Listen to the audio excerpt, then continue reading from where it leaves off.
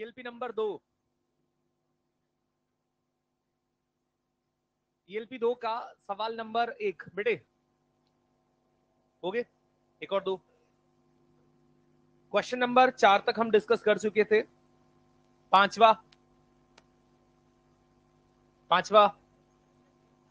पांचवे का ए या बी?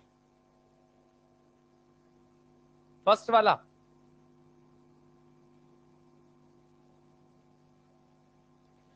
क्वेश्चन 5 जैसा एक सवाल तो अपन ने क्लास में भी डिस्कस किया था। इधर देख, इसमें क्या बोला गया है, एक कोई कार है और इस पर एक नत तल है थीटा नति कोण का, और एम द्रव्यमान यहां रखा है, और ये रफ सतह है, और इसको हम किसी कांस्टेंट स्पीड से चलाना चाहते हैं।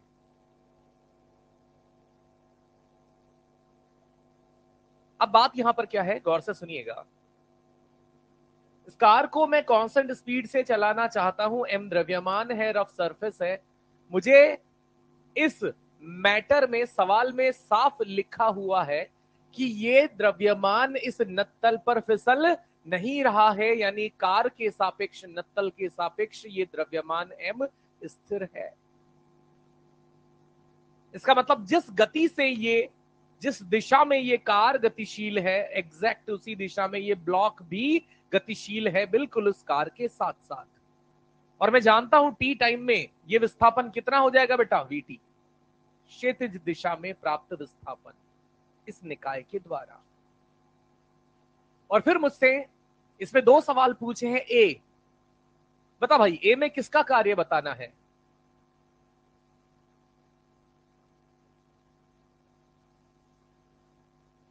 और गुरुत्वाकर्षण बल इस द्रव्यमान एम पर किधर लग रहा होगा? नीचे। विस्थापन, बल, गुरुत्वीय बल का कार्य, सही है। अबे वो तो सही है, आपने हमारे सही होने से क्या होता है, उस भाई को तो समझ में आ जाए। हाँ बोल, नहीं है ना? नहीं है सही। इसके क्या है, विचार हमसे मिलते नहीं है। ये इस बात को एहसास नहीं कर पा रहा, इस बात का एहसास इसको नहीं है कि एमजी नीचे ही लगेगा। जो यहां पर बिल्कुल ऊर्ध्वाधर नीचे नहीं होते हैं वो इसके घटक नहीं होते। यानी mg साइन थीटा और mg कॉस थीटा हो सकता है अलग दिशाओं में हो, पर जो मूल बल है वो तो mg है ना। और ये मूल बल इस विस्थापन के साथ यहाँ 90 डिग्री के कोण पे होगा कि नहीं होगा? और जब बल स्पष्ट, बिना वियोजित किए हुए मूल बल और बिना वियोजित किए हुए मूल विस्थापन, उन दोनों सदिशों के बीच का कोण अगर 90 है तो वर्क वहीं 0 हो गया। मुझे घटक वगैरह और कुछ लेने की जरूरत ही नहीं है। दूसरा, इसमें कहा है घर्षण बल का कार्य। घर्षण बल, पहली हमारी नजर, हमारा डिस्कशन घर्षण बल पर रहेगा कि घर्षण बल किस प्रकृति का होगा। ये भाई मुझे बताएगा घर्षण बल कैसा होगा इस डब्बे पर जो लग रहा है। बाकी शांत रहना। स्टैटिक, किस दिशा में? नत्तल पर ऊपर की दिशा में। कितना? अगर आपका पहला जवाब घर्षण बल के लिए आ गया है स्टैटिक, कौन सा? तो घर्षण बल स्टैटिक का कोई फॉर्मूला नहीं होता। स्टैटिक घर्षण बल निकालने का कोई फॉर्मूला नहीं होता। म्यू इंटू एन या म्यू एस इंटू एन या म्यू के इंटू एन, ये सब लिमिटिंग फ्रिक्शन या काइनेटिक फ्रिक्शन की बातें करते हैं। स्टैटिक घर्षण बल का कोई फॉर्मूला, स्टैटिक घर्षण बल हम लगाते हैं आवश्यकता अनुसार। तो इस बल को, इस द्रव्यमान को नीचे फिसलाने वाला कौन? तो ऊपर रोकने के लिए पर्याप्त, आवश्यकता अनुसार पर्याप्त घर्षण बल। तो यहां पर मैं घर्षण बल बना दूंगा एफएस और उसका मान लिख दूंगा mg साइन थीटा। इन्हीं को कलाकारी स्किल कहते हैं बेटा, कि हम सवालों में, सवाल से आगे रहें। मतलब सवाल जो पूछना चाहता है ना, उससे दो कदम हमारी सोच आगे चले। जहां सवाल हमें फंसाना चाहते हैं वहां फंसने के बजाय हम मूल मुद्दे पर आ जाएं। और ये तभी होगा जब हम सोच मैंने कहा ना कि जब भी फ्रिक्शन का सवाल होगा सबसे पहला हमारा चैलेंज यही होता है कि ये काइनेटिक है या स्टैटिक है। और काइनेटिक है तो हंसकर जवाब देंगे, क्योंकि काइनेटिक कभी हमें उलझा नहीं सकता, उसकी वैल्यू फिक्स होती है म्यू के इनटू नॉर्मल।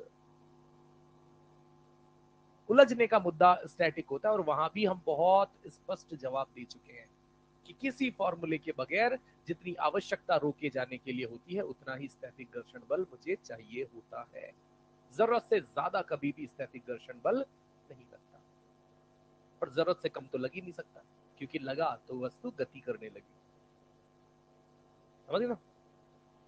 ये आ गया अपना घर्षण बल, और मुझे इस घर्षण बल का कार्य निकालना है। कार्य के लिए वापस से मुझे इस विस्थापन और इसके बीच में ये कोण निकालना है। या तो एक तरीका ये है, या दूसरा बेहतरीन उपाय क्या है कि मैं इस घर्षण बल के दो घटक कर लूं, एक लंबवत वाला, एक ये लंबवत वाला इस विस्थापन के साथ कोई कार्य नहीं करेगा ना, सिर्फ ये वाला कार्य करेगा। विस्थापन आगे ये वाला ऋणात्मक कार्य होगा ना। मेरा काम यहाँ पर ये एंगल थीटा है तो ये भी थीटा है ना। तो इस घर्षण बल का ये वाला घटक क्या हो जाएगा, एफ एस कॉस थीटा। तो घर्षण बल का कार्य हम क्या लिख देंगे बेटे, एफ एस कॉस थीटा। तो हमारा बल हो गया वीटी, हमारा विस्थापन हो गया, विपरीत दिशा है इसलिए, और उस एफ एस का मान लिख देंगे। बढ़िया हो जाएगा। क्वेश्चन 6 फिलहाल छोड़ देना, हम कार्य ऊर्जा प्रमेय पर और बेहतर ऐसे सवालों की अप्रोच बनाएंगे। अभी मैं बता भी दूंगा, पर दो चीजें मुझे ऐसी बोलनी पड़ेगी जिनसे शायद मैं ही पूर्णतया संतुष्ट नहीं हूं। तो मैं चाहता हूं कि आप छठे सवाल को अभी छोड़ दें। हो गया है जिससे वो ठीक है, वो अपने कॉन्सेप्ट बरकरार रखे। वर्क एनर्जी थ्योरम में हम इसे डिस्कस कर लेंगे, ऐसे और भी कई सारे सवाल। सातवें में 110 जूल आंसर आएगा, है ना। सातवें में 110 जूल आंसर आएगा, जिसने भी किया हो वो अपने आंसर को 110 देख लें, किसी भी ऑप्शन में लिख लें, या 135 को 110 कर लें। सातवें का दो, हाँ 135 को काट के 110 कर लें।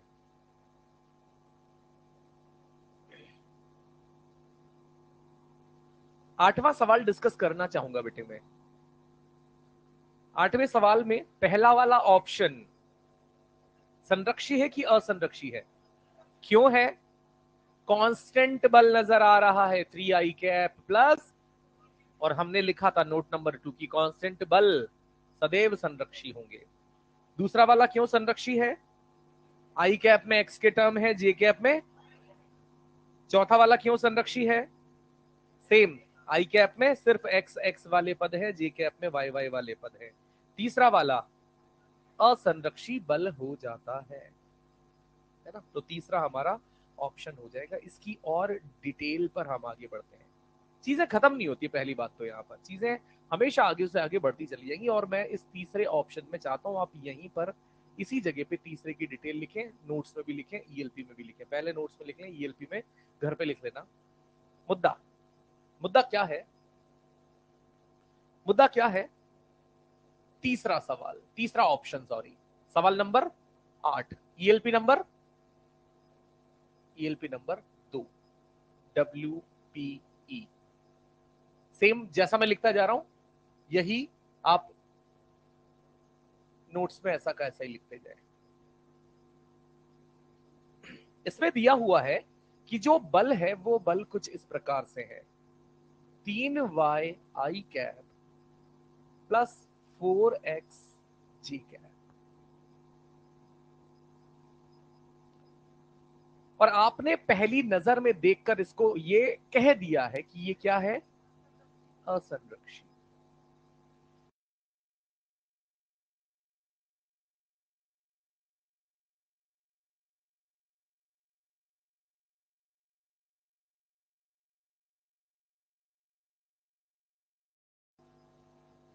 किसी के मन में कोई डाउट हो तो बोलो कि सर एफ एक्स क्यों आई कैप के साथ लिखा है, एफ एक्स जी कैप के साथ लिखा है। सुनना, यदि एफ एक्स का y के सापेक्ष अवकलन, या इसको लिख देते हैं आंशिक अवकलन, और y का x के सापेक्ष आंशिक अवकलन अगर बराबर आ जाते तो ये फलन फिर से संरक्षी बनता।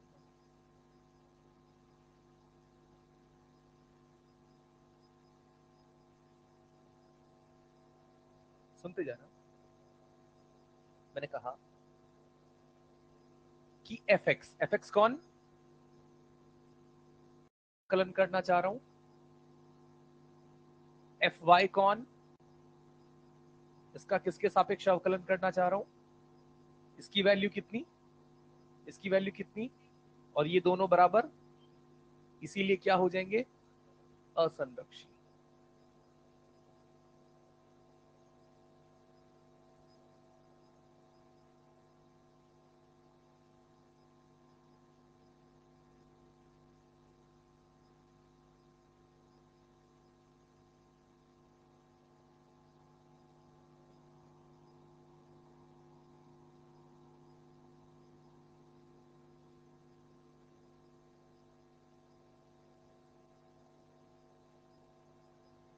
अब यहां देखो, होने को तो उल्टा है, y किस में आ रहा है और x किस में आ रहा है, पर जब हम इसका आंशिक अवकलन करेंगे y के सापेक्ष और इसका आंशिक अवकलन करेंगे x के सापेक्ष, तो यहां भी, और अगर ये बराबर आता है तो ये दिया गया बल कैसा हो जाएगा,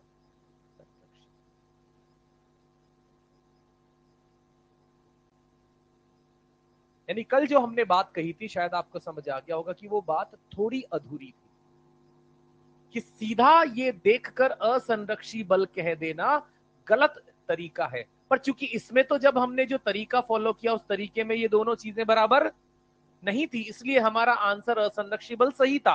पर यही चीज अगर ऐसी लिखी होती तो वो भी क्या बन जाता, संरक्षी बल बन जाता बेटा। और ये बात मैं मान के चल रहा हूं कि 50% को भी समझ में आ गई तो मेरी जिंदगी सफल है।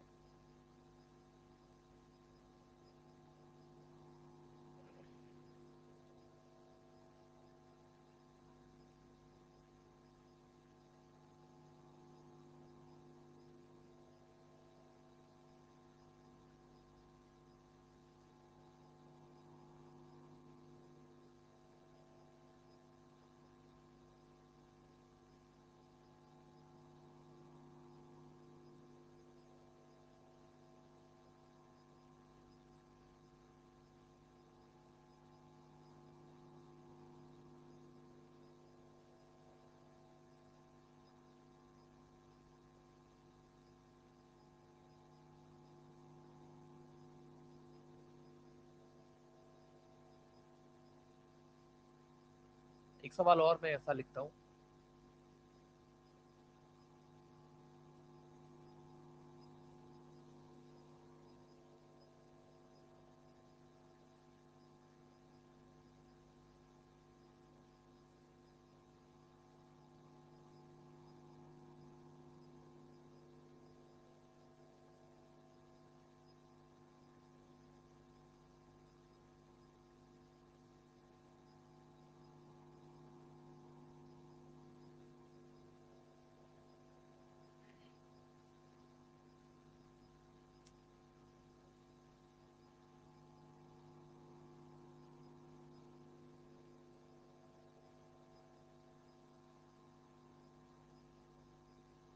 इसके बारे में बताइए, ये संरक्षी है या असंरक्षी।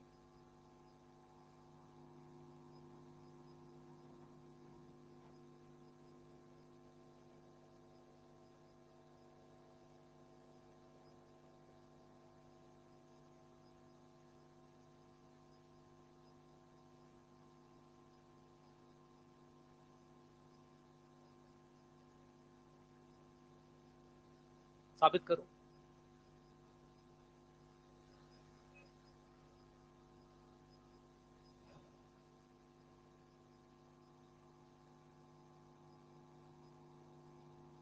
कि इसमें भी जब हम ये वाली चीज अप्लाई करेंगे,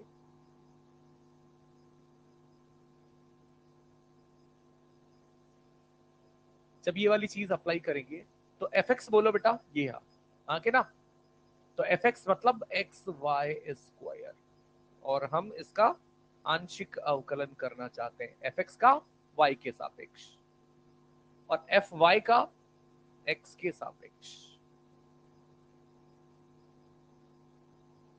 जब इसको एक्स के सापेक्ष अवकलन करेंगे तो वाई क्या माना जाएगा, कांस्टेंट। तो यहां से एक्स के सापेक्ष अवकलन कर रहे हैं तो 2x और वाई कांस्टेंट। यहां y के सापेक्ष अवकलन करना है तो x क्या माना गया, कांस्टेंट, और y के सापेक्ष अवकलन किया तो 2y, और ये दोनों क्या है, इसीलिए ये कैसा हो जाएगा, संरक्षी।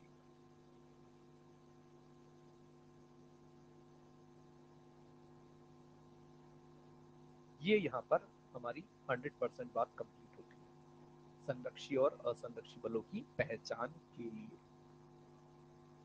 और उसकी 3 पहचान मैंने आपको बताई। पहली कि नियत बल ही अगर स्पष्ट दिख जाए, जैसा पहले ऑप्शन में दिख गया, तो संरक्षी, खत्म।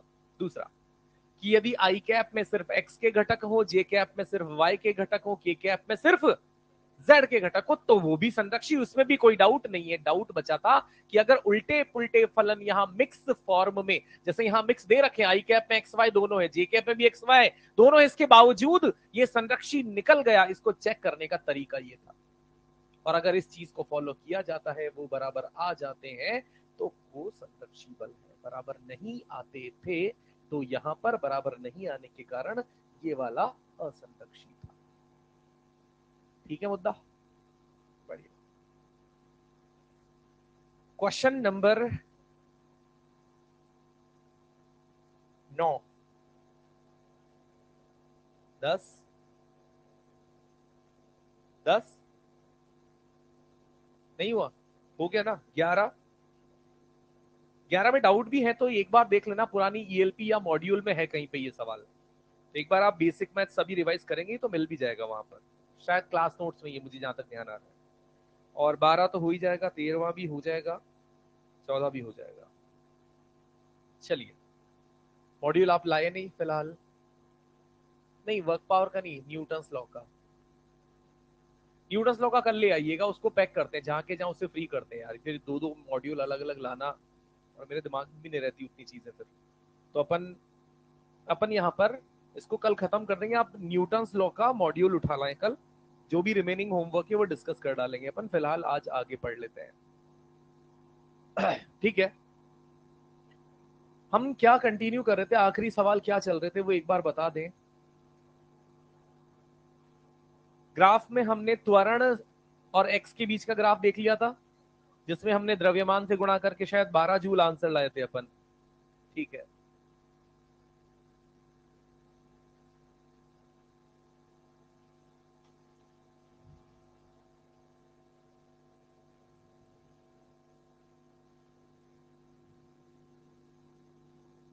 चलिए आगे बात बढ़ाते हैं अपन।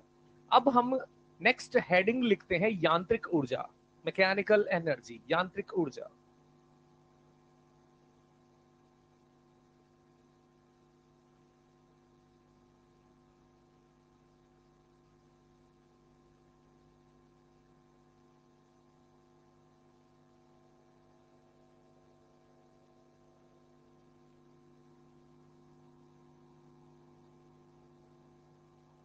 मैकेनिक्स,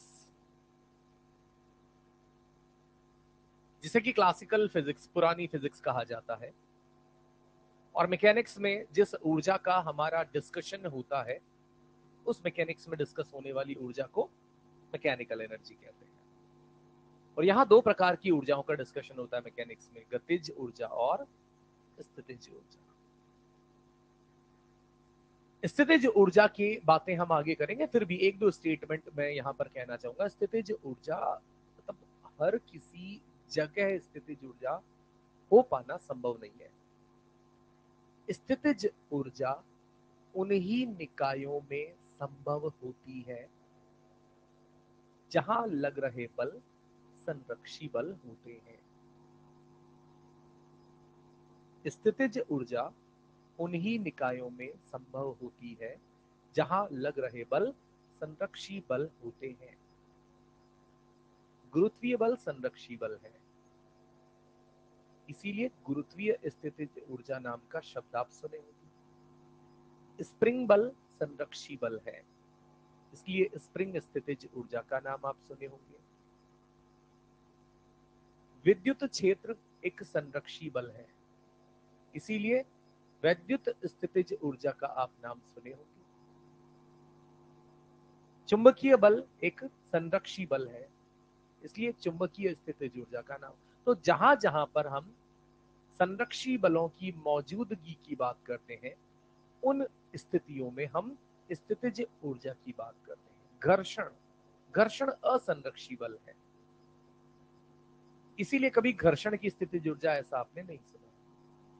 घर्षण में जो भी कार्य होता है वो व्यर्थ चला जाता है, जबकि स्थितिज गुरुत्वीय स्थितिज ऊर्जा में जो भी कार्य हम करते हैं वो कार्य स्टोर हो जाता है। जैसे ही उस वस्तु को मैं पुनः छोड़ूंगा, वो ऊर्जा, स्थितिज ऊर्जा मुझे किसके रूप में पुनः प्राप्त हो जाती है? गतिज ऊर्जा के रूप में। हाँ कि ना? जबकि घर्षण, मैंने किसी ब्लॉक को जमीन पे घिसटा, ऐसे रगड़ रगड़ के लाल कर दिया उसे और फिर छोड़ दिया, लाल है। अरे यार,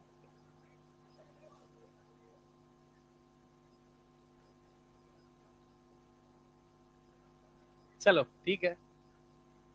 तो यही चीज होती है कि हर बल, प्रत्येक प्रकृति में अलग अलग जो बल होते हैं, हर एक बल के बस की बात नहीं है कि वो स्थितिज ऊर्जा का वहां पर एक निकाय बना पाए।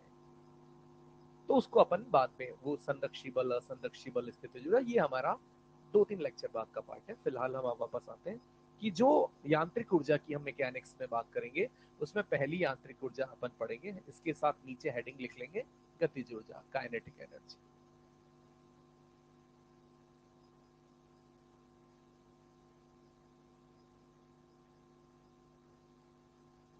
गतिज ऊर्जा, काइनेटिक एनर्जी, आसान सी बात है, बहुत ज्यादा अपन यहाँ पर अब कहानियां नहीं सुनाते हुए बात करते हैं। काइनेटिक एनर्जी सिंपल डिपेंड करती है उस वस्तु के द्रव्यमान पर और उस वस्तु की चाल पर।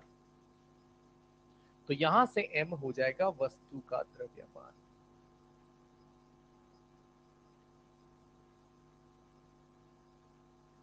ये v यहां पर हो जाएगा वस्तु की चाल।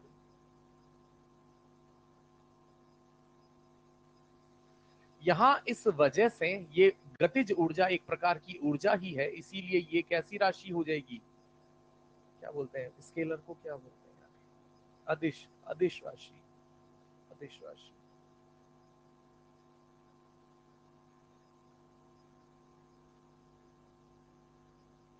इसी चीज को ऐसा भी लिखा जाता है बेटे, हाफ m, और इसे लिखा जाता है v डॉट,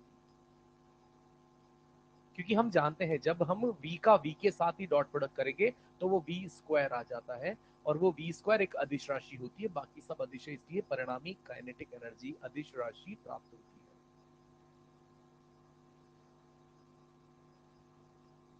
चूंकि यहां पर गतिज ऊर्जा के लिए ये कहा जाता है कि गतिज ऊर्जा में, यानी वस्तु की गति से संबद्ध ऊर्जा, गति से संबद्ध ऊर्जा। अब कोई वस्तु है, उसकी गति की जब हम बात करते तो गति में वहां पर क्या आ जाएगा? v।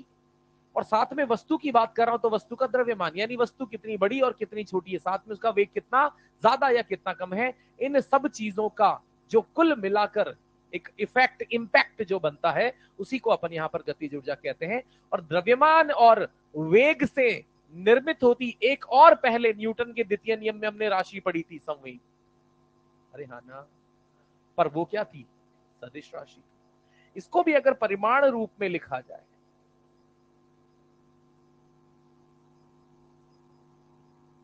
तो मैं इसको आसानी से P बराबर एम भी लिख सकता हूं, सिर्फ परिमाण, परिमाण के साथ लिख सकता हूं ऐसा। पर चूंकि ये मूल जो भौतिक राशि है वो सदिश प्रकार की है, तो अब यहां से क्या हो गया कि वही द्रव्यमान और वेग से ही गतिज ऊर्जा बनी है, द्रव्यमान और वेग से ही संवेग बना है। तो आखिर गतिज ऊर्जा और संवेग में रिलेशन क्या है? Relation between kinetic energy and momentum. और कैसे निकलेगा ये रिलेशन? गौर से देखिएगा, काइनेटिक एनर्जी जिसको आप और हम क्या लिखना सीखे हैं? Half m b square. हम यहां पर m से ऊपर नीचे गुणा भाग कर देते हैं, कर सकते हैं। इस प्रकार से कर देने पर ऊपर हो जाएगा m स्क्वायर और v स्क्वायर और नीचे हो जाएगा 2m। और हम इस m और v को और यहां पर p स्क्वायर बाय 2m, सुनते जाइएगा।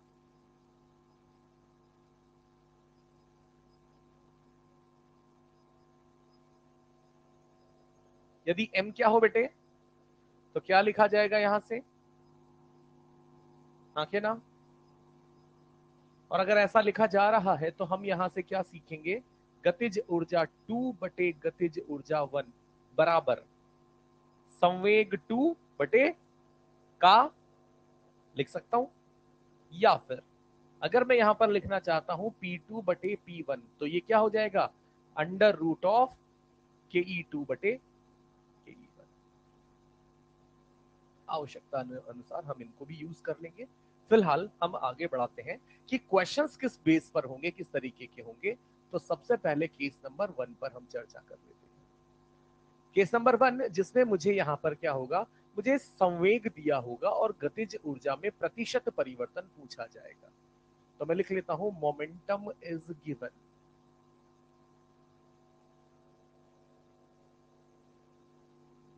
And percentage change in kinetic energy, अगर ये पूछा गया है तो हम क्या लिखेंगे, प्रतिशत परिवर्तन क्या होता है बेटे, तो आप कहेंगे प्रतिशत परिवर्तन होता है kinetic energy final minus kinetic energy initial upon kinetic energy initial गुणा 100। और इसी चीज को मैं यहां पर लिखूंगा kinetic energy final upon kinetic energy minus into, और मुझे दिया क्या है, संवेग में परिवर्तन।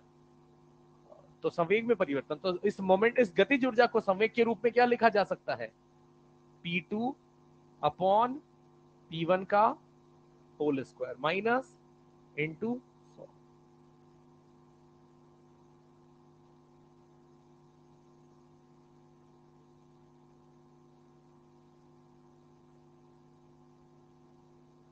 अब यही चीज अगर अपने को केस नंबर 2 की बात करना चाहता हूं कि मुझे काइनेटिक एनर्जी दी हुई है और मुझसे प्रतिशत परिवर्तन मोमेंटम में पूछा जा रहा है, तो मैं क्या लिखूंगा यहां पर, P2 माइनस P1 या P final minus P initial.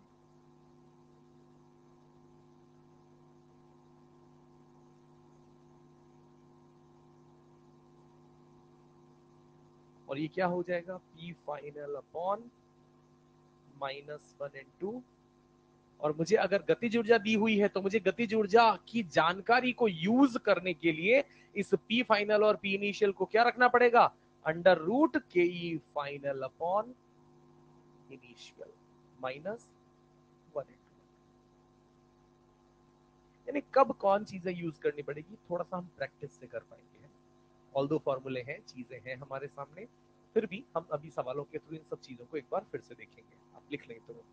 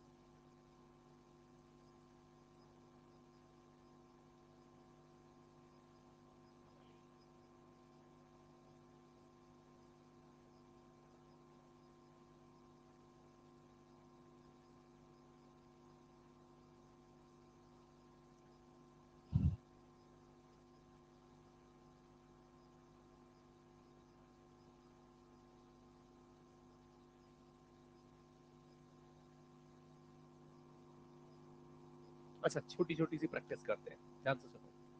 मान लो मुझे कहा है कि किसी सवाल में ऐसा बोल दिया कि संवेग को 50% बढ़ा दिया, तो आप प्रारंभिक संवेग को क्या मान लोगे? 100। क्या मान लेंगे? तो अब उस सवाल में अंतिम संवेग की जानकारी आपके पास है और वो है 50% बढ़ा दिया, मतलब 150।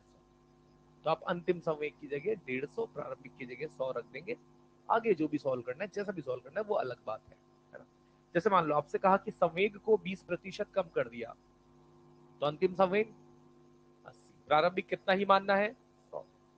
गतिज ऊर्जा को 800% बढ़ा दिया, गतिज ऊर्जा को 800% बढ़ा दिया, तो प्रारंभिक 100 और अंतिम 900। अरे 100 का 800%, 800 ही होगा। 100 का मजा यही तो है ना कि उसका जितना परसेंट है वो संख्या उतनी ही। 100 का 2% दो, 100 का 5% 5, तो 100 का 800%, और 800% बढ़ा दिया, तो पुराना भी तो था ना 100, तो नया 900। इल्ले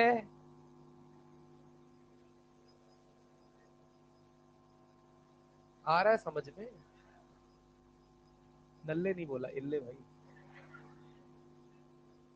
हाँ, तो वही कह रहा हूं मैं कि नहीं आया।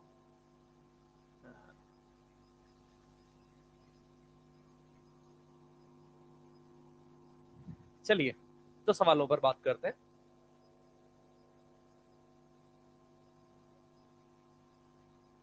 ओके, लिखिएगा। संवेग को, क्वेश्चन लिख रहे हैं अपन,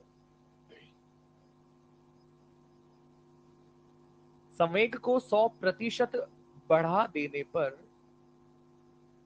संवेग को 100% बढ़ा देने पर गतिज ऊर्जा में प्रतिशत परिवर्तन ज्ञात करें। संवेग को 100% बढ़ा देने पर गतिज ऊर्जा में प्रतिशत परिवर्तन ज्ञात करें।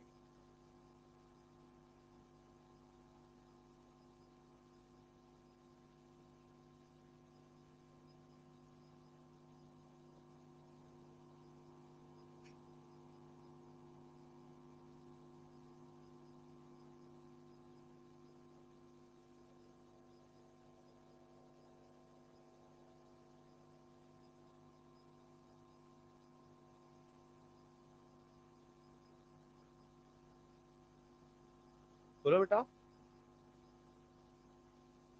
300, 300। देखो,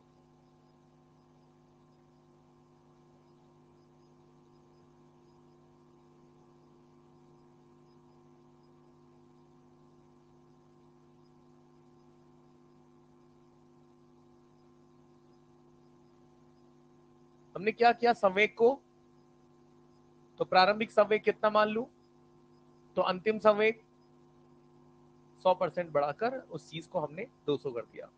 और अब अपने को प्रतिशत परिवर्तन किस में निकालना बेटा? काइनेटिक एनर्जी में। और उसके लिए हमने क्या सीखा है कि काइनेटिक एनर्जी में आता है के ई फाइनल अपॉन के इनिशियल -1 गुणा 100, के ई फाइनल माइनस अपॉन के इनिशियल -1 गुणा 100, और उसी के ई फाइनल के इनिशियल का अनुपात हम लिखते हैं P2 बाय P1 का स्क्वायर -1 गुणा 100। और P2 यहां पर हमारा 200 बटे 100, 2 का स्क्वायर -1 इंटू 100, 300।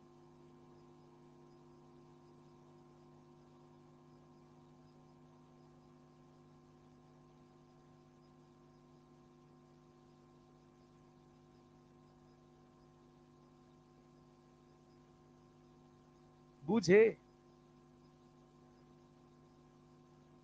तो चलो,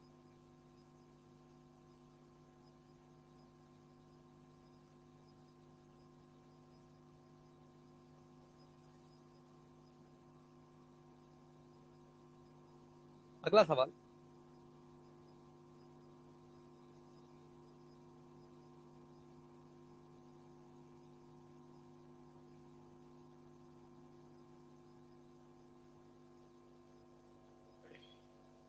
गतिज ऊर्जा को गतिज ऊर्जा को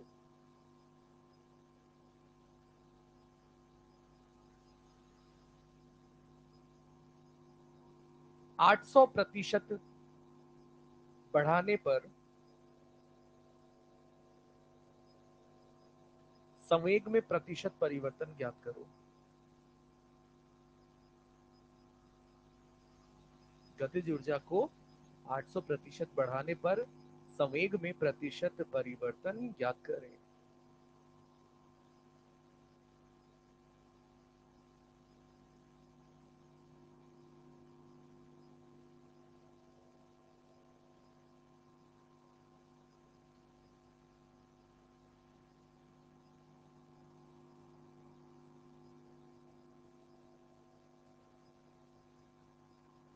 गतिज ऊर्जा दी हुई है, संवेग में परिवर्तन ज्ञात करना है, फॉर्मूला ये काम आएगा।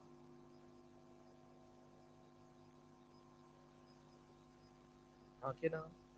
प्रारंभिक गतिज ऊर्जा क्या मान लेंगे? 100। तो गतिज ऊर्जा 800% बढ़ाकर कितनी हो चुकी है? 900। तो अंडर रूट के अंदर 900/100 3, 9 आएगा, अंडर रूट 9 3 और -1 2 इंटू 200% की वृद्धि।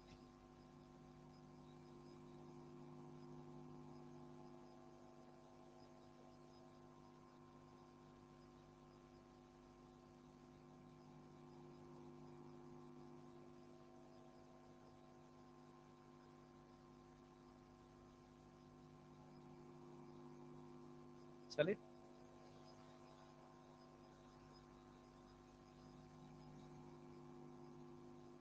संवेग को, अगला प्रश्न है, संवेग को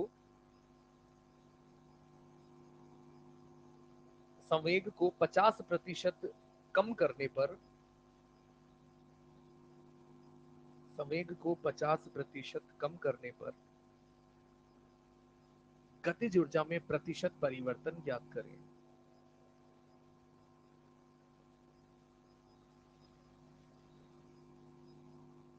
संवेग को 50% कम करने पर गतिज ऊर्जा में प्रतिशत परिवर्तन ज्ञात करें।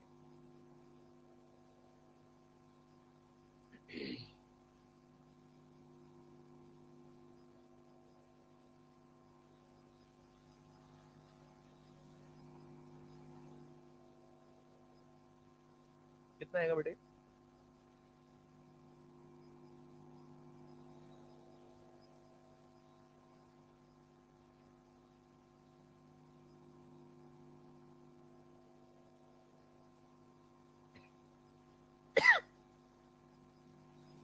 पचहत्तर प्रतिशत कमी। भाई आंसर बताने के फिर दो तरीके हो गए। या तो आप कहेंगे -75% या आप कहेंगे 75% की कमी।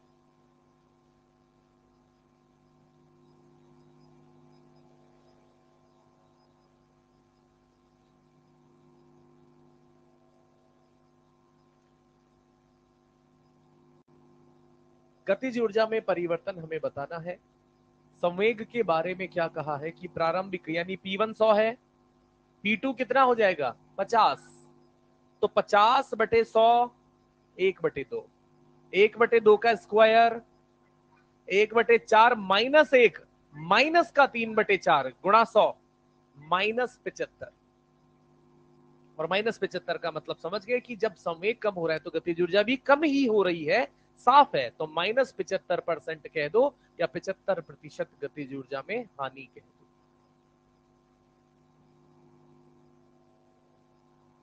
सही है मामला। एक और लिख लो।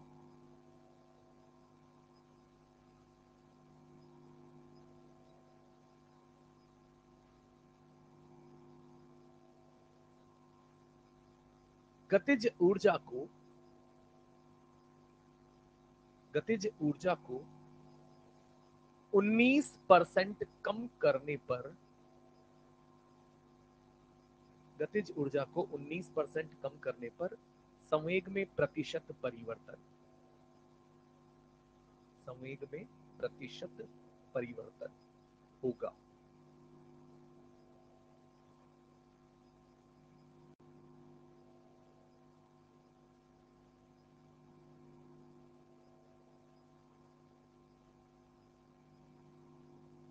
बेटे 91।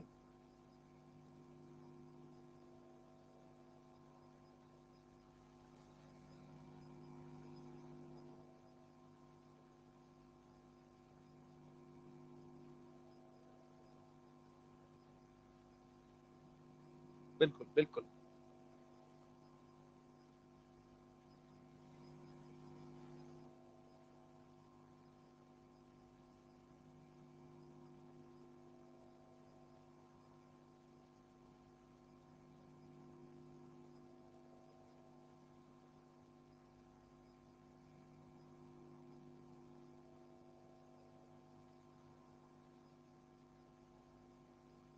गतिज ऊर्जा 100 मान ली, 19% कम करके 81 लिख दी, और गतिज ऊर्जा से हमें जाना है संवेग में परिवर्तन पे।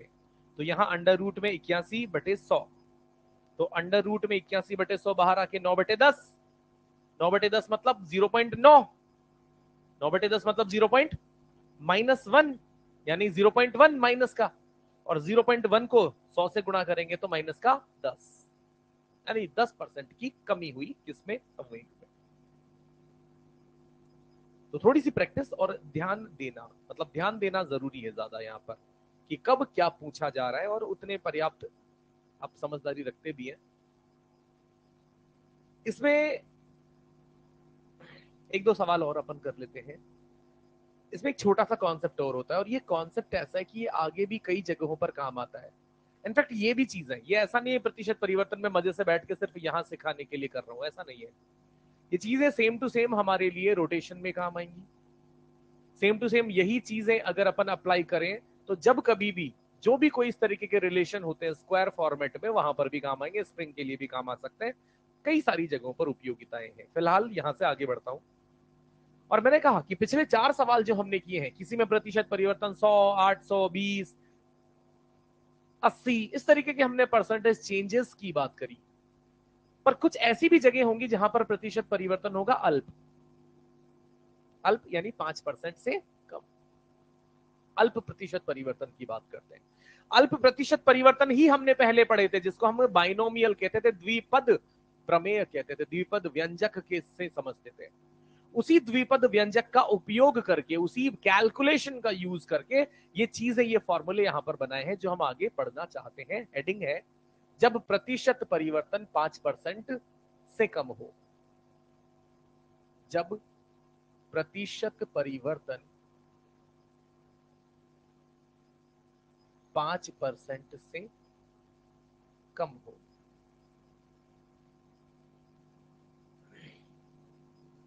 किसने मुझसे ये भी पूछा कि सर 5% से कम, यानी अगर सर 5% हुआ तो 5% हुआ, 5.5 मान लो, 5.25 मान लो, 6 मान लो, तब तक ये चीजें, मतलब जब क्वेश्चन चाहता है ना कि अल्प परिवर्तन माने, तो वो खुद आगे से चलकर कहता है, वो खुद आगे से चलकर कुछ ना कुछ ऐसी हिंट बता देगा कि आपको समझ आ जाएगा कि मुझे अल्प परिवर्तन मानकर ये सवाल करना है।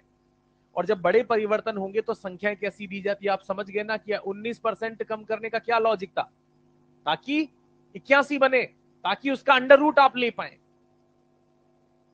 ये चीजें खुद संख्याएं, कैलकुलेशन अपने आप बताती है। फिलहाल जब प्रतिशत परिवर्तन 5% से कम है तो हम यहां पर क्या करते हैं, समझिएगा। तो हम यहां पर सबसे पहले तो बात करते हैं kinetic energy is equals to p square by 2m।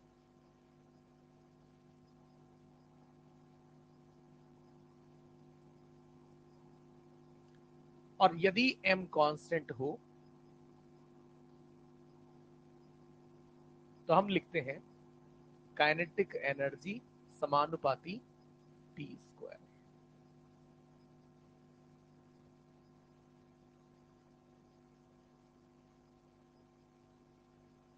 जब हम अल्प परिवर्तन की बात करेंगे तो मैंने कहा काइनेटिक एनर्जी में अल्प परिवर्तन मैंने किया डेल्टा की। तो कुछ परिवर्तन किसमें भी होगा, संवेग में भी होगा ना, तो संवेग में अल्प परिवर्तन मैंने क्या मान लिया, डेल्टा पी। अरे यार, काइनेटिक एनर्जी के बजाय नई काइनेटिक एनर्जी के ई प्लस, ये डेल्टा की क्या है, परिवर्तन, छोटा। पी में पी प्लस डेल्टा पी, कोई भी अल्प परिवर्तन। कितना है फिलहाल नहीं पता, पर हाँ कुछ तो होगा। और यहाँ पर काइनेटिक एनर्जी जिसकी पावर 1 है और यहाँ इसकी पावर 2 है, ठीक है। और अब अपन यहाँ पर क्या करते हैं, हम ये कह रहे हैं कि ये जो डेल्टा पी है ये क्या है, छोटा है, चेंज छोटा है। या पहले एक काम कर लेते हैं, चलो इसको समीकरण 2 लिख देते हैं, समीकरण 2/1 कर देते हैं। तो यहाँ क्या आ जाएगा बेटे, kinetic energy plus delta k ई बटे के ई, इधर P प्लस डेल्टा P का होल स्क्वायर और नीचे P का होल स्क्वायर। ये समानुपाती नियतांकता ये किसके लिए था, द्रव्यमान के लिए। तो द्रव्यमान यहां भी सेम रहा, यहां भी सेम रहा, तो वो सेम चीज कट के अनुपात कितना आ जाएगा, इसलिए यहां मैंने क्या लगा दिया, बराबर। फिर हम यहां पर इसको भाग देकर क्या लिखेंगे, और ये क्या हो जाएगा, और इसको भी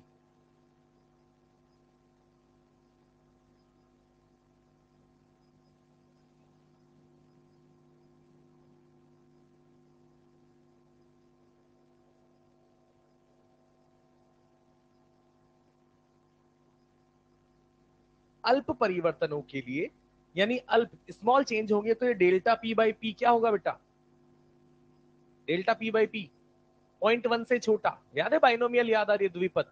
और ये अगर 0.1 से छोटी चीज कोई है तो हम इस पूरी चीज को क्या लिख सकते हैं, 1 प्लस एन एक्स, ये पावर आगे आ जाती है, तो ये क्या हो जाएगा 2 डेल्टा पी बाय, और इधर 1 प्लस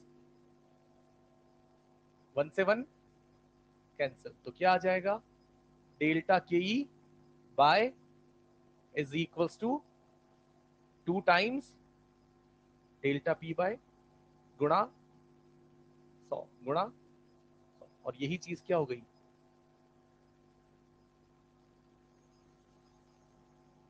इज इक्वल्स टू,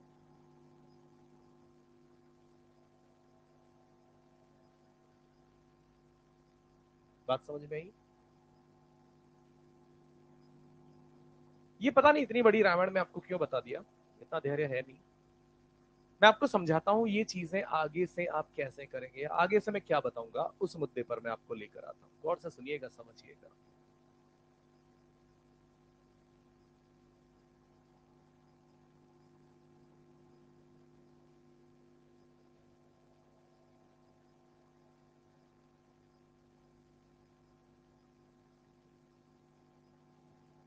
कि जब यहां पर एक राशि, भौतिक राशि कुछ इस प्रकार से लिखिए, एक्स समानुपाती वाई क्यू, ऐसे, और आप यहां पर किसी सवाल में पाएंगे कि वाई में कुछ छोटा मोटा चेंज किया जा रहा है, तो एक्स में कितना परिवर्तन आएगा, ये जब भी बात होगी उस छोटे मोटे चेंजेस के लिए, तो आप यहां पर क्या लिखेंगे, डेल्टा एक्स बाय जो भी घात है वो, और डेल्टा वाई बाय,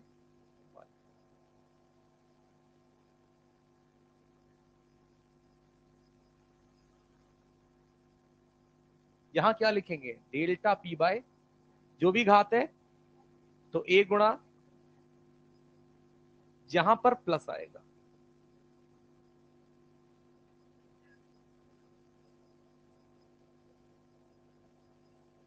यही बात समझ में। जैसे अगर मुझे यहां पर अल्प परिवर्तन में गतिज ऊर्जा और वेलोसिटी के बीच में रिलेशन निकालना है, तो पहले तो गतिज ऊर्जा का फॉर्मूला क्या लिख दूंगा, हाफ एम वी स्क्वायर, और अल्प परिवर्तन के लिए क्या लिख दूंगा, अल्प परिवर्तन के लिए क्या लिख दूंगा, delta k e by k e is equal to 2 times delta v bye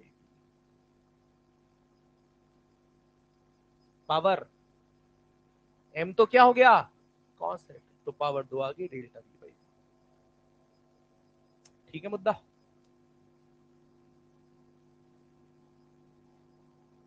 जुगनू, इसका नाम क्या भाई, आपका नाम क्या बेटे, हाँ, चुप रहना यार, वितेश, वी आई, वितेश,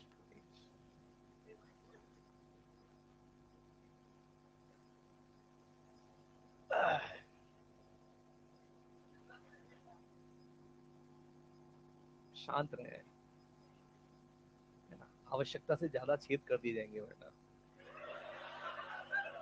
तो प्लीज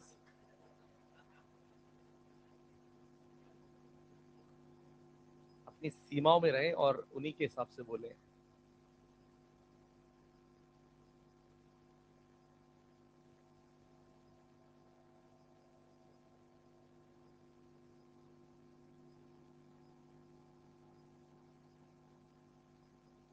तो मेरे कहने का कंक्लूजन क्या निकलेगा, चलो पहले आप लिख लो इनको, और सिंपल बेसिक प्रॉपर्टी वाले सवाल हम यहाँ से कैसे कर सकते हैं।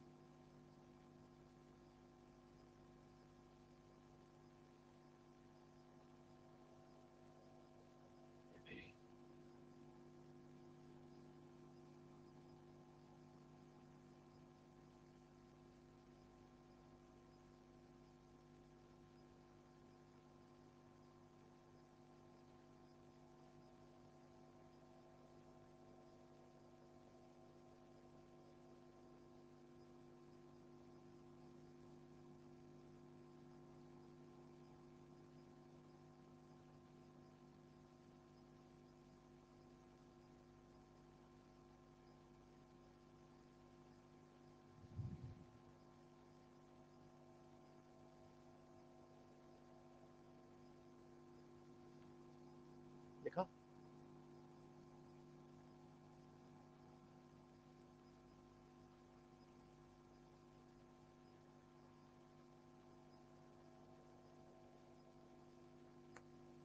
अगली क्लास में आप जो मॉड्यूल 1 है न्यूटन्स लॉ वाला वो लेके जरूर आए, है ना, उसका अपन डिस्कशन करके पूरा कर देंगे। ईएलपी हो चुकी थी मुझे जहां तक नहीं है ना।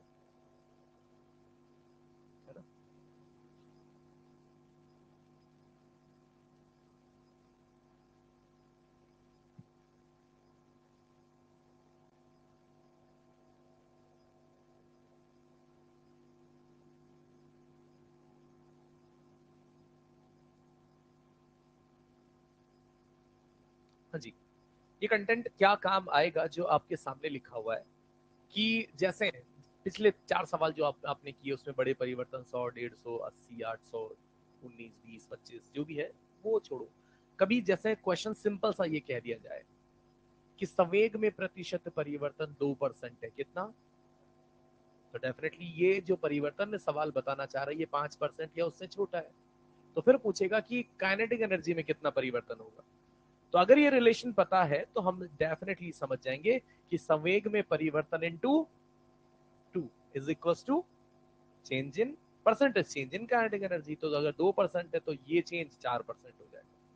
गतिज ऊर्जा में प्रतिशत परिवर्तन 3% है, तो संवेग में प्रतिशत परिवर्तन 1.5% हो जाएगा, क्योंकि संवेग में परिवर्तन निकालना है तो इधर 2 का भाग देना पड़ेगा। वेग में परिवर्तन अगर 1% है तो गतिज ऊर्जा में परिवर्तन, तो समझ गए कि वेग में जिस प्रकार के परिवर्तन की बात है वो 1% यानी छोटा है, और गतिज ऊर्जा में उस पर असर कितना हो जाएगा, 2%। ठीक है, इस तरीके के बेसिक सवाल होंगे और उनको लिखने के बजाय यहीं से अपन सुन समझ सकते हैं। एक आध और अच्छे सवाल अपन यहाँ पर बात कर लेते हैं, फिलहाल लिखेंगे।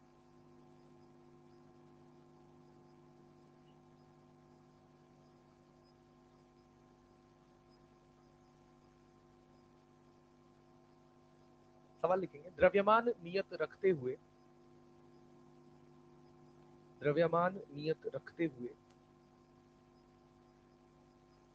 संवेग को दोगुना करने पर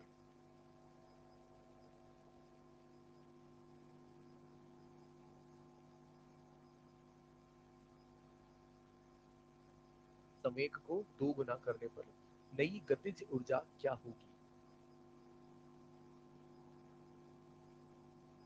नई गतिज ऊर्जा क्या होगी?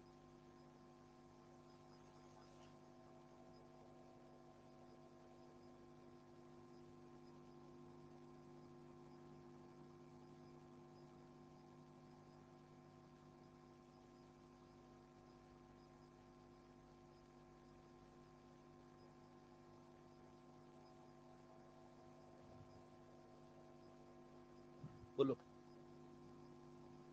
4 गुना, पुरानी वाली की तुलना में 4 गुना। क्योंकि द्रव्यमान नियत रखा है, मुझे यहाँ प्रतिशत परिवर्तन इस सवाल में नहीं निकालना है, इसीलिए मैं प्रतिशत परिवर्तन वाले फॉर्मूलों में उलझने की कतई कोशिश ना करूं। मेरा काम यहाँ पर सिंपल ये है कि गतिज ऊर्जा जो कि संवेग के क्या है, स्क्वायर के समानुपाती है, और मुझे इसमें क्या कहा गया है कि संवेग को बदलकर क्या कर दिया, 2 गुना। तो मैं लिखूंगा के ई टू अपॉन या के e final upon k e initial is equals to p final upon p initial का स्क्वायर, और अंतिम संवेग कितना कर दिया, 2 गुना, यानी 2p। प्रारंभिक संवेग कितना मान लू, p, और उसका स्क्वायर, तो p से p कटा तो 4 into k e initial is equals to k e final. नहीं,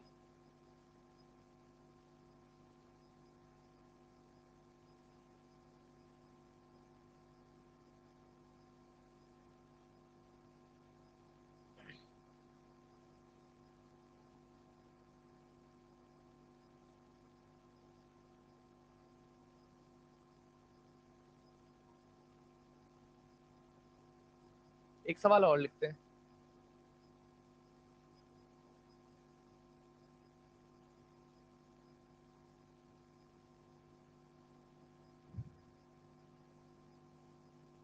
एक m द्रव्यमान की वस्तु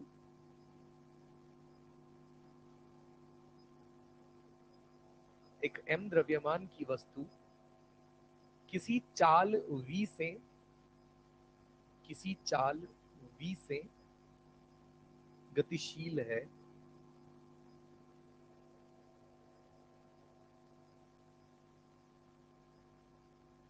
पूर्णविराम। इसकी चाल को इसकी चाल को 1 मीटर प्रति सेकंड इसकी चाल को 1 मीटर प्रति सेकंड बढ़ा देने पर गतिज ऊर्जा 4 गुनी हो जाती है। गतिज ऊर्जा 4 गुनी हो जाती है। तो v ज्ञात करें। तो v जो प्रारंभ में v लिखा है ना अपन ने, शुरू वाला v, वो v ज्ञात करें कि प्रारंभ में किस चाल v से हमने गति कराते इसे बताया है।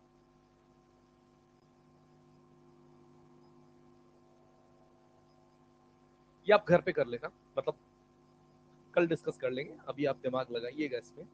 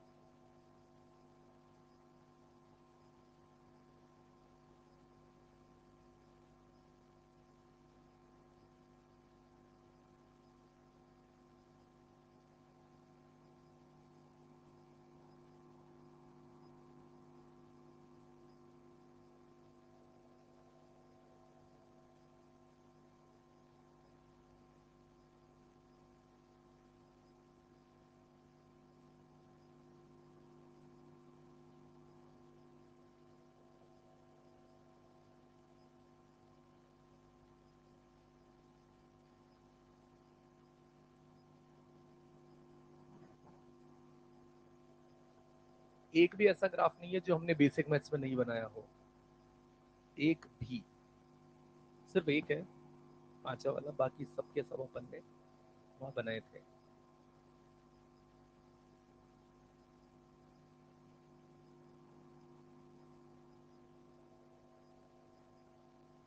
फिर शुरू हो गया ना बेसिक मैथ्स पे, मत देख, ऐसा होना, पलट के नहीं देखना। हाँ, पांचवा नहीं बनाया था ये, बाकी देख लो आप तो, अभी अभी बनाओ, पन्ने पलट के मत देखो, दिमाग लगाओ अभी।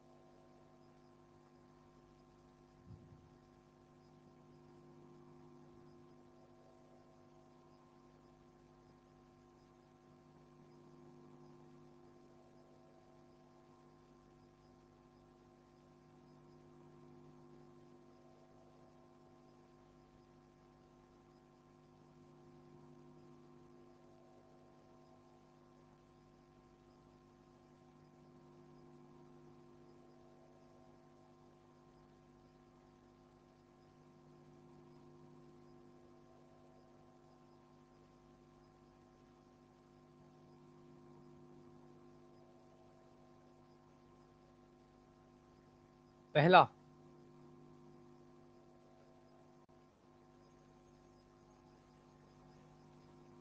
हमें अंग्रेजी जब नहीं पता ना तो हिंदी में बोल दो, हाइपरबोला और पैराबोला में अंतर नहीं पता, ज्ञान लगा रहे हैं। परवलय, पैराबोला।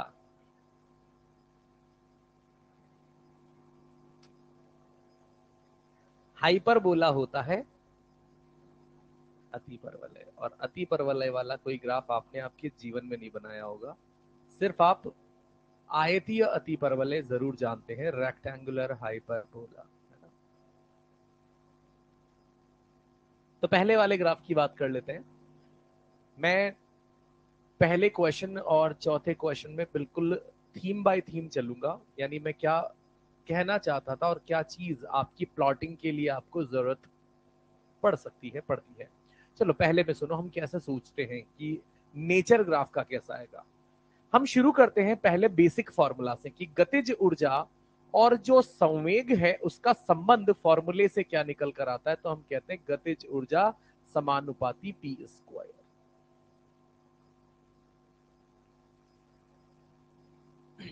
फिर मैं ये देखता हूं कि आखिर ग्राफ मुझसे किन राशियों में पूछा जा रहा है, तो मैं यहां पर लिखता हूं पी, और दूसरा मुझे यहां पर जो पूछा जा रहा है वो है के, काइनेटिक एनर्जी। मैंने पी किस अक्ष पर लिखा और काइनेटिक एनर्जी किस पर लिखा, तो मैं जो फॉर्मूला जानता हूं गतिज ऊर्जा और संवेग के बीच में, उसमें पी की जगह एक्स रखूंगा और काइनेटिक एनर्जी की जगह वाई रखूंगा। तो काइनेटिक एनर्जी की जगह वाई और पी की जगह एक्स, और पी का स्क्वायर है तो एक्स का भी स्क्वायर, और यहां से हमें एक्स और वाई के बीच में परवलयाकार ग्राफ मिलता है। सुनते जाना। अगले सवाल में हम क्या कहते हैं कि मुझे अक्षों पर क्या रखना है, तो आप कहेंगे अक्षों पर पी स्क्वायर को और काइनेटिक एनर्जी को रखना है। पी स्क्वायर किस अक्ष पर है, तो पी स्क्वायर की जगह क्या लिख दिया, काइनेटिक एनर्जी किस अक्ष पर है, तो काइनेटिक एनर्जी की जगह क्या लिख दिया, पी स्क्वायर पूरे पूरे को क्या लिख चुका हूं मैं, एक्स, और बीच में समानुपाती यहां पर संबंध है। तो क्या हो जाएगा, स्ट्रेट लाइन। इधर जाएगा कि नहीं जाएगा, नहीं जाएगा या नहीं जाएगा, नहीं, क्योंकि गतिज ऊर्जा कभी ऋणात्मक, इसलिए सिर्फ धनात्मक वाले भाग में उसे बनाएंगे। तीसरा, फिर से फॉर्मूला कहां से शुरू करूंगा, काइनेटिक एनर्जी बराबर हाफ एम वी स्क्वायर।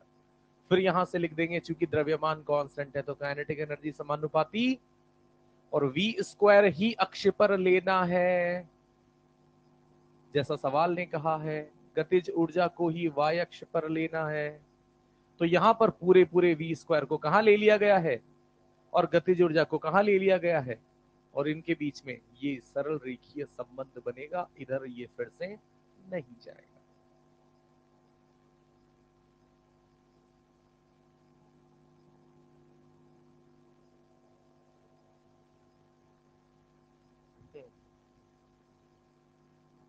आयतीय अतिपरवल है।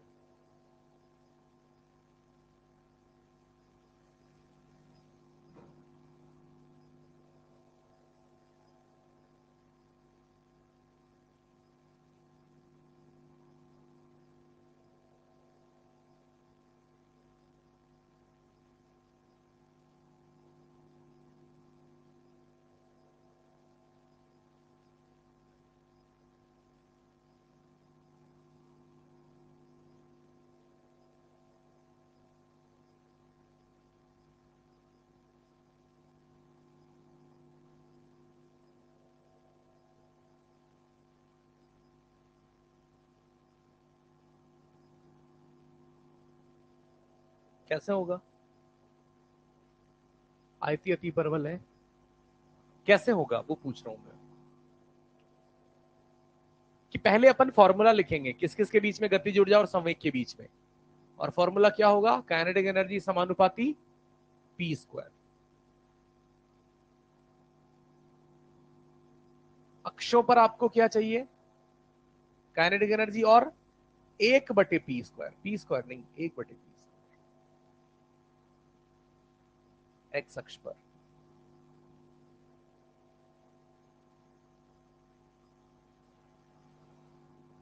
सही है, यानी आप क्या करना चाहते हैं, 1/पी स्क्वायर को क्या लिखना चाहते हैं, एक्स। 1/पी स्क्वायर को क्या लिखना चाहते हैं मालिक, तो पी स्क्वायर क्या लिख दिया जाएगा, 1/एक्स। तो पी स्क्वायर क्या लिख दिया जाएगा, 1/एक्स, और काइनेटिक एनर्जी वाई, और ये संबंध। हाँ किरण,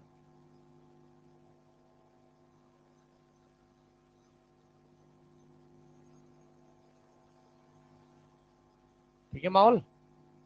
इधर यहां पर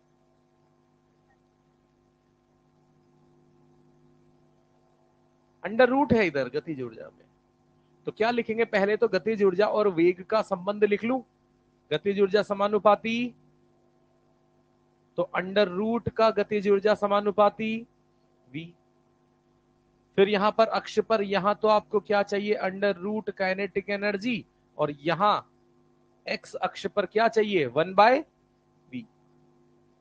तो 1/v किसकी जगह लिख रहे हो आप, एक्स अक्ष की जगह, तो v को क्या लिख दोगे, 1/x। तो ये v 1/x जैसा बना, अंडर रूट के y जैसा बना, और ये संबंध फिर से आयतीय अतिपरवल है, रेक्टेंगुलर हाइपरबोला।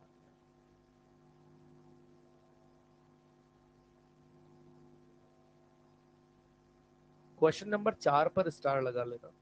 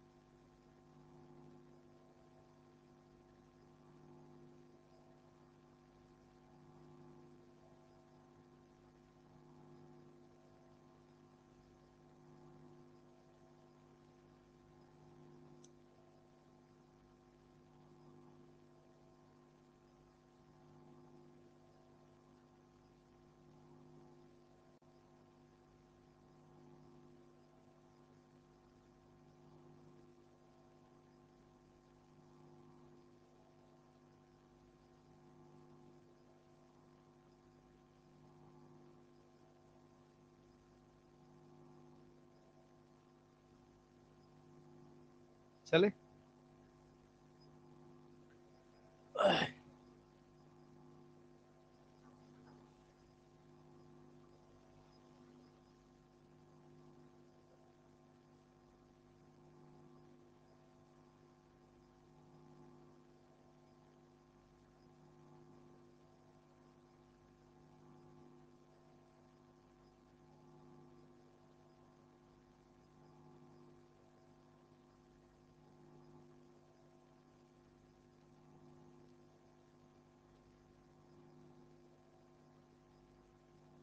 इनके बीच, एक मिनट, इनके बीच में ग्राफ कैसा बनेगा?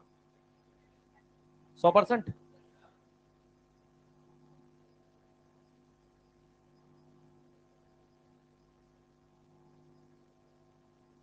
ये दो स्ट्रेट लाइन क्या बता रही है? कि ये दो अलग अलग द्रव्यमानों के लिए गतिज ऊर्जा और वेग के बीच में ग्राफ है। और चूंकि सरल रेखा बनने थे, द्रव्यमान के आधार पर ग्राफ कुछ ऊंचा कुछ नीचा बन गया है। आपको बताना है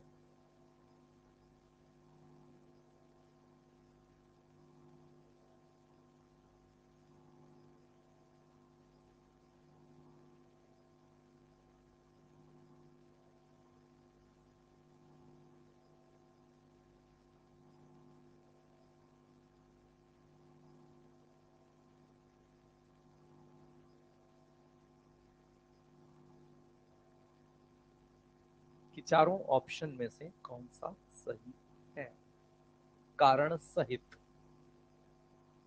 तुक्का मत मार दियो।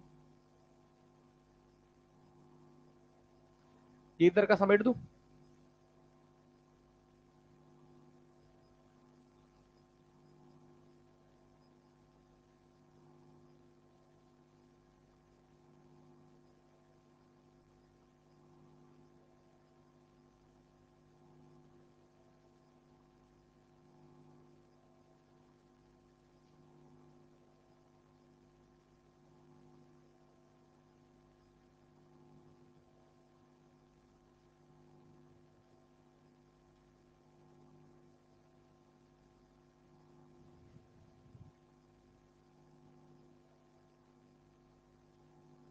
कौन सा?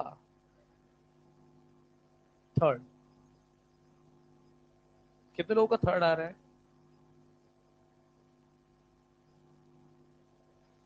सेकंड?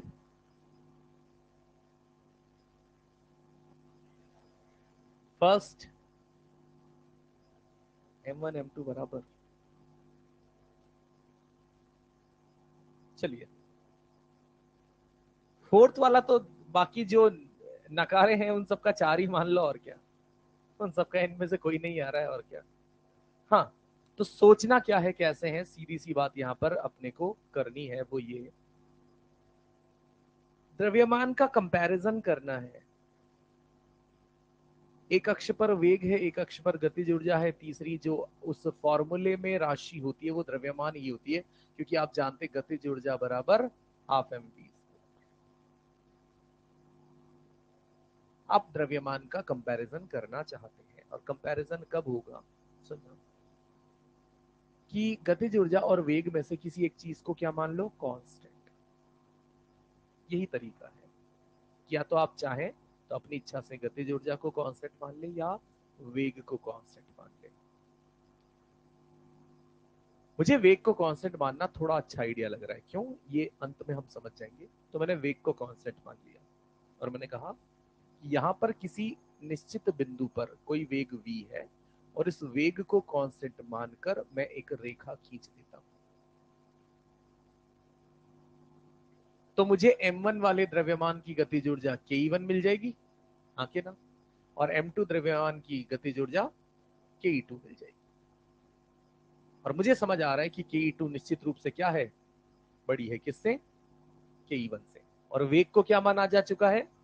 कांस्टेंट। दोनों कणों के लिए यहां पर वेग सेम लेते हुए मैंने ये बात की है, तो मैं यहां से क्या लिख सकता हूं? गतिज ऊर्जा समानुपाती m। और जिसकी गतिज ऊर्जा ज्यादा है उसका m ज्यादा।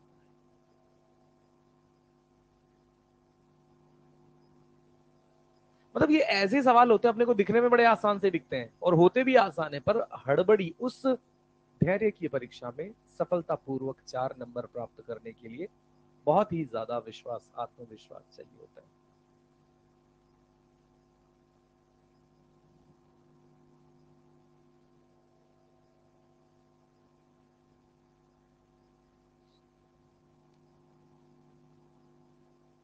क्या? नहीं समझ में? टेन थीटा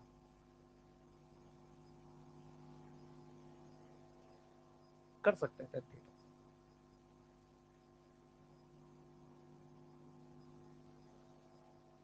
क्या कर ले, देखो मैं बता देता हूं।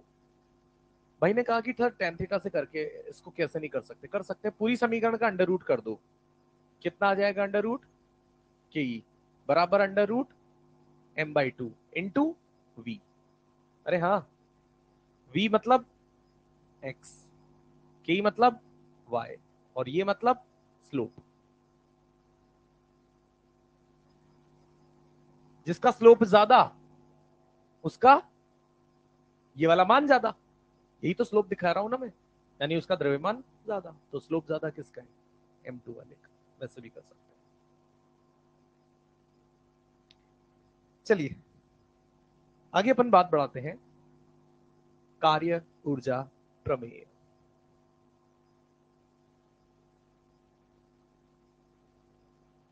मतलब ये पूरा चैप्टर ही लगभग 25 से 40% इसी कार्य ऊर्जा प्रमेय को पढ़ने के लिए है ना। तो कार्य ऊर्जा प्रमेय,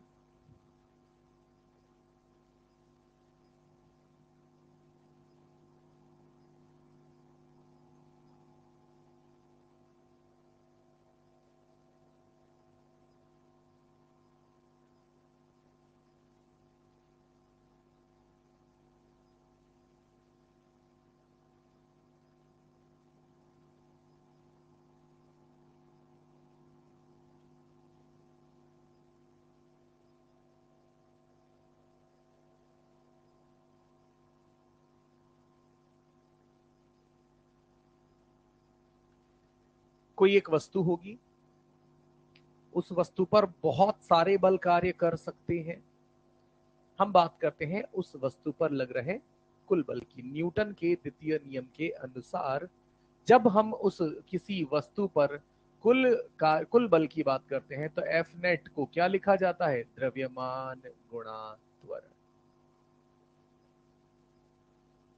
मैं एक बात ये भी कहा था कि बल उस वस्तु पे हो सकता है कई सारे हो, 1 2 3 4 5 10 20 कितने भी, पर त्वरण उस वस्तु का एक ही होगा।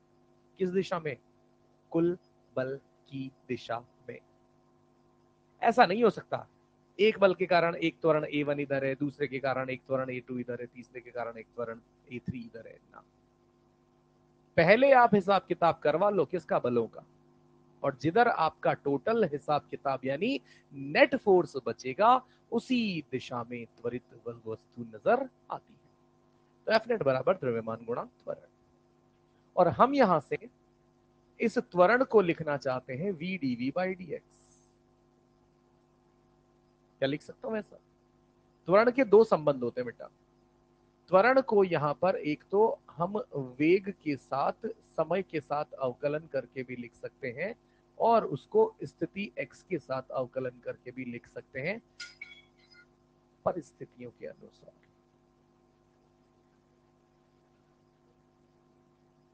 और इस dx को मैं इधर लेके जाना चाहता हूं, तो ये क्या हो जाएगा बेटे, f net into d x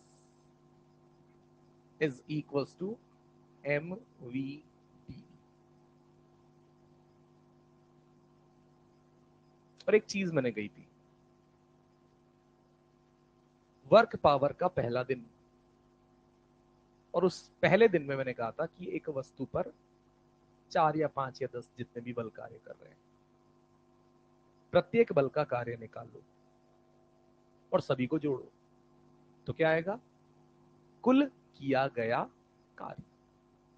और इसका दूसरा तरीका क्या बताया था, पहले कुल बल निकाल लो पहले, और उस एक सिंगल कुल बल का कार्य निकाल दो, तो भी वही समान कार्य आ जाएगा जो समस्त बलों ने अलग अलग आपने निकाला और सबको जोड़कर निकाला।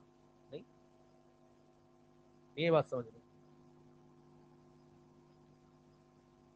अब पेज पलटे सबसे पहले, और डे 1 पर वर्क वाले में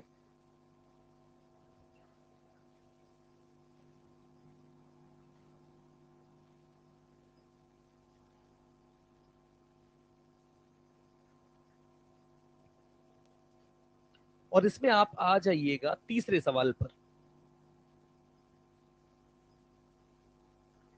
तीसरे सवाल में आप एक बार देखें, तीसरा सवाल कौन सा है वो मैं बता देता हूं, जिस पर बाह्य बल 50 लग रहा है और जिसमें घर्षण है और घर्षण गुणांक का मान है 0.2, है ना। तीसरा सवाल, इसमें आगे बल लग रहा है 50, कितना, और पीछे घर्षण बल, घर्षण बल, घर्षण बल 20, हाँ कि ना। और जो 50 न्यूटन का बल है उसका कार्य कितना हुआ, सवाल में आंसर चेक करो, 50 न्यूटन वाले बल का कार्य कितना आ रहा है, 300, और घर्षण बल का कार्य माइनस 100, तो कुल कार्य दोनों को जोड़ेंगे तो 180, यानी आपने W1 निकाला, W2 निकाला और उन दोनों को जोड़ा तो 180 कुल कार्य आया। और कोई बल यहां कार्य, क्योंकि नॉर्मल ऊपर है mg, है ना, उन बलों के कार्य क्या हो चुके हैं, 0। तो दो ही बल है जो कार्य करते हमें नजर आ रहे हैं, एक तो बाह्य बल F और एक घर्षण बल।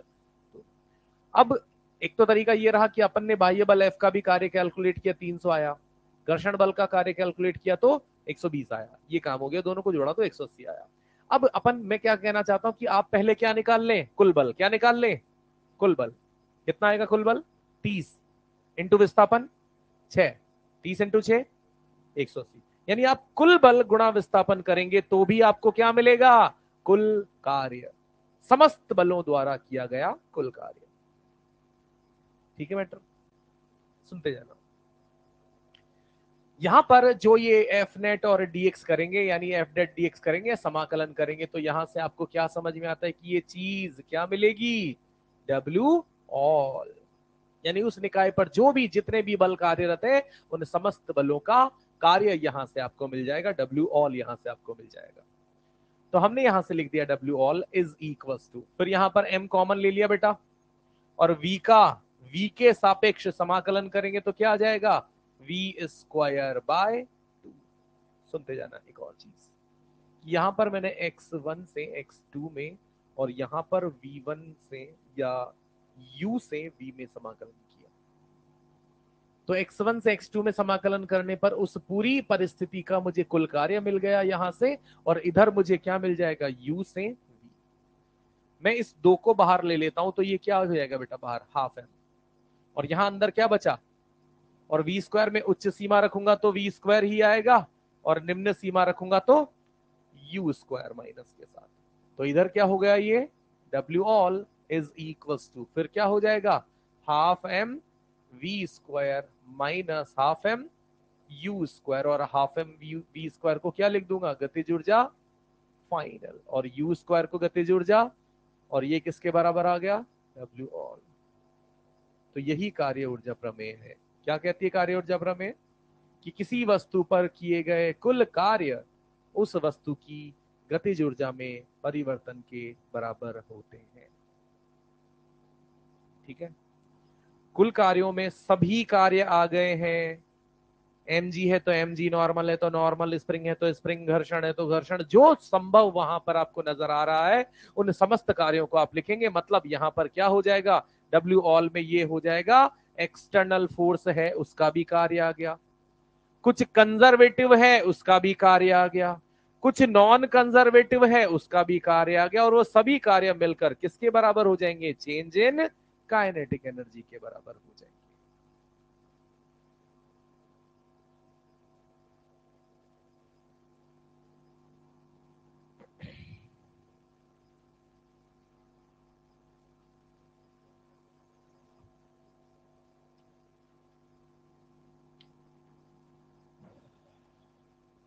ईएलपी नंबर 3 आपका होमवर्क हो गया आज के लिए।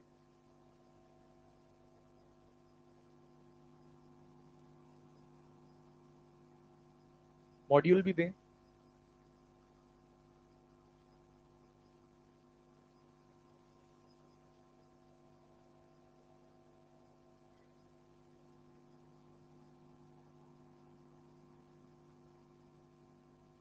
मॉड्यूल में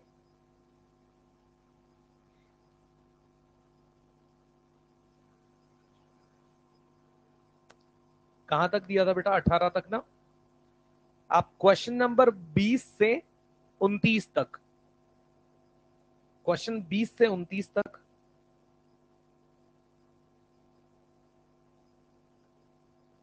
ईएलपी 3 और ये 20 से 29 सबसे पहले यही जाके आपको करना है। Thank you. और डिस्कशन में कल हमारा एनएलएम रहेगा, ईएलपी तो ईएलपी तीसरी डिस्कस करेंगे ही करेंगे। एनएलएम का मॉड्यूल और ईएलपी नंबर 3 कल हम डिस्कस करेंगे। Thank you.